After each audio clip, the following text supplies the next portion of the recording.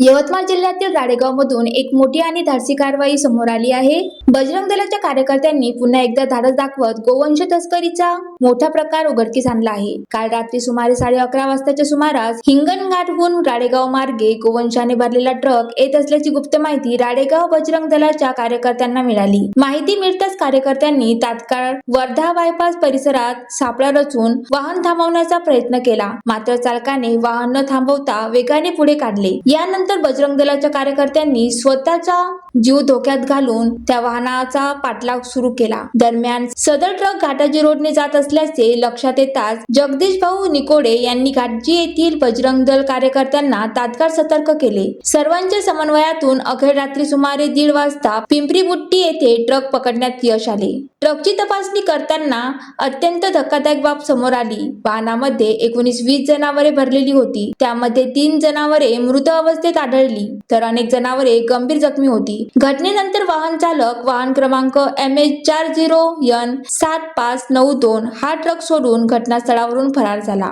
या प्रकरणी संबंधित वाहनावर कारवाई करण्यात आली आहे। या धाडसी कारवाईत बजरंग दलाने अनेक पदाधिकारी व कार्यकर्ते सहभागी होते, त्यामध्ये सागर भाऊ मिलमिले जिल्हा सह संयोजक यवतमाळ, राहुल भाऊ गायकवाड प्रचंड संयोजक घाटजी, जगदीश भाऊ निकोडे प्रखर संयोजक राळेगाव, युवराज देवरकर गोवंश प्रमुख, अजय धतकर, राजकुमार बघेल, दीपक बघेल, अनुराग देवकर, सचिन भूत, विशाल ठाकरे, संदेश गिरी आणि इतर अनेक कार्यकर्त्यांचा समावेश होता। राळेगाव बजरंग दलाच्या कार्यकर्त्यांनी जीवाची पर्वा न करता केलेल्या या धाडसी कारवाईचे सर्वत्र कौतुक होत आहे। त्यांच्या सतर्कतेमुळे मोठ्या प्रमाणावर गोवंश तस्करीचा प्रकार उघडकीस आला आहे। ज्वालादीप न्यूज साठी नरेश राऊत, यवतमाळ।